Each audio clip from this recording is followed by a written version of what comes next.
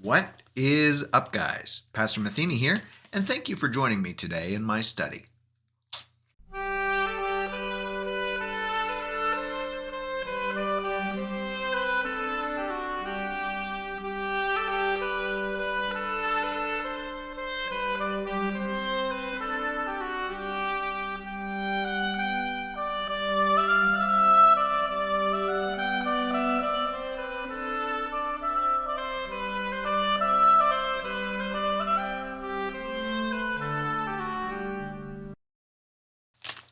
So I made a terrible mistake the other day, and I bought a bag of one of my favorite snacks.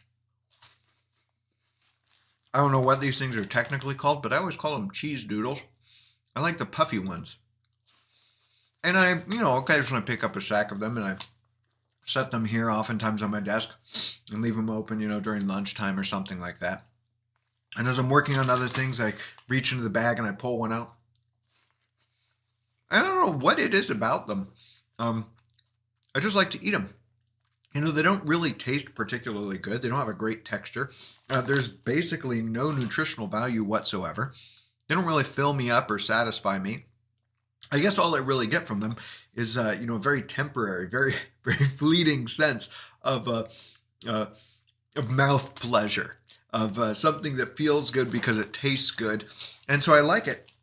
And I was doing this earlier, and I thought, I could sit here and I could pop these things in my mouth over and over and over again without thinking of it, and just keep going and keep going and keep going and keep going, basically on autopilot. And I thought, it's almost like these things have conquered me in a particular way, and now I'm just sitting there like some kind of zombie, just continually placing them into my mouth. And this is even despite the fact that I know that if I stop and think about it, that what I'm doing is something that is not good for me.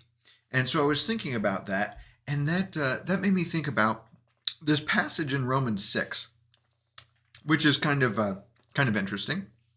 Beginning at verse 15, where the apostle says, "What then? Are we to sin because we are not under law but under grace? By no means. Do you not know that if you present yourselves to anyone as obedient slaves, you are slaves of the one whom you obey, either of sin, which leads to death, or of obedience, which leads to righteousness?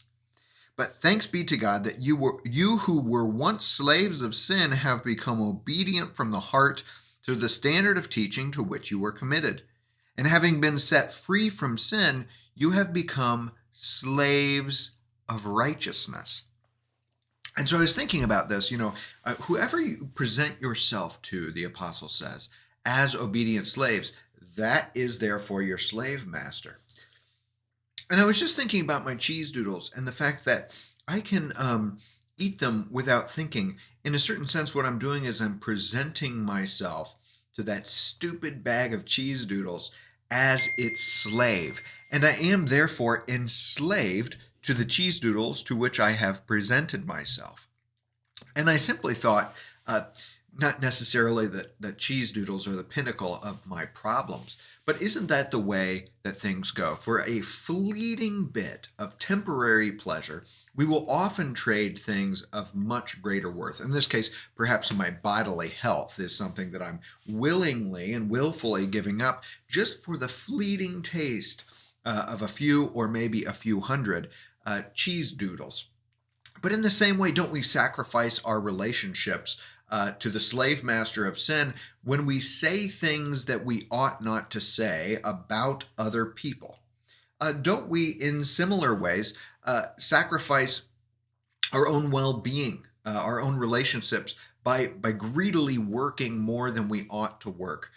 Don't we often sacrifice friendships with our neighbors because we dispute over little, in the grand scheme of things, minute issues about bringing in trash cans or shoveling snow or where the fence lies or doesn't?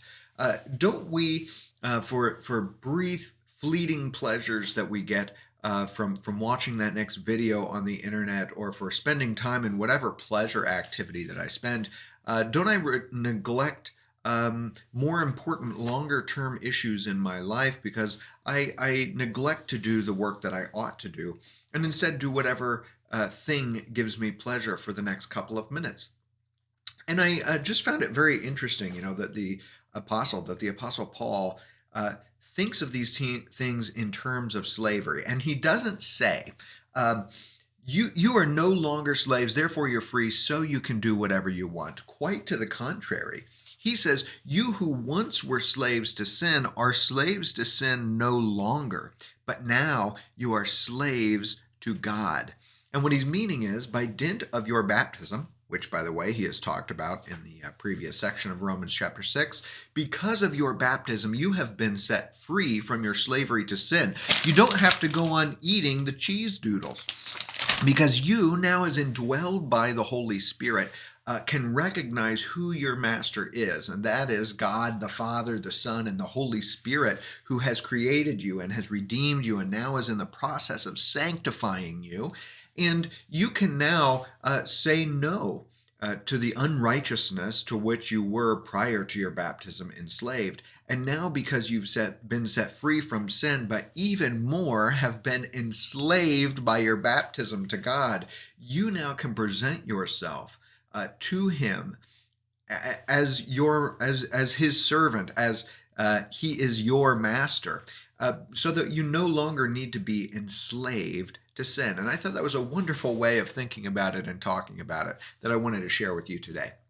So as we turn towards a new year and you're thinking about all kinds of potential resolutions and things to do, avoid the cheese doodles, pay attention to the things that are more important, and recognize that because of who God has made you to be, you are His beloved child. So I hope this little meditation has been helpful to you today as it has been to me. I'll look forward to seeing you all again soon. Peace.